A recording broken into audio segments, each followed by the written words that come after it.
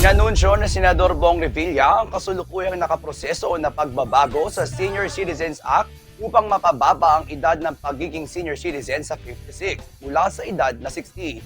Ito ay inihayag ng senador sa kanyang dinaluhan na Assistance to Individuals in Crisis Situation o AICS distribution sa bayan ng San Isidro, Nueva Ecija noong April 11, 2024. Aniya, kasulukuyang nasa Senate Committee level ng Social Justice, Welfare and Development ang isinusulong na batas upang mapag-usapan at mapag-aralan ito ng mabuti. Papayag ba kayo? 56 pa lang, senior citizen ka na! Napakalaking bagay po niyan para sa atin mga kababayan, lalo na sa mga mahirap.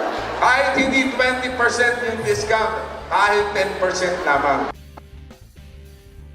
Kung babasahin ang Republic Act number 9994 o kilala bilang Expanded Senior Citizen Act, nakasaad dito na ang edad 60 pataas ang itinuturing na senior citizen.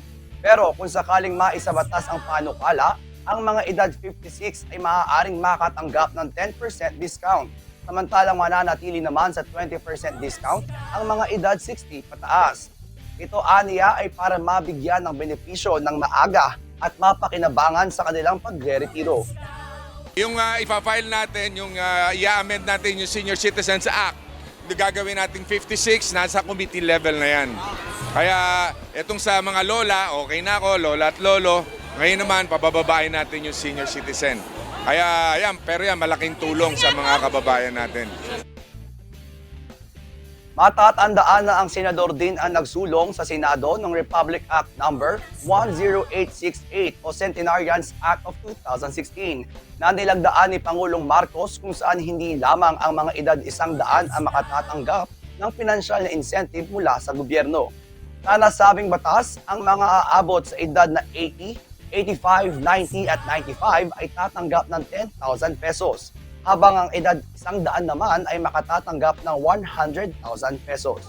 Yung matatanggap ng ating mga senior, yung mga lola at lola, 80,000, 10,000, 85, 10,000, 90, 10,000, 95, 10,000 ulit.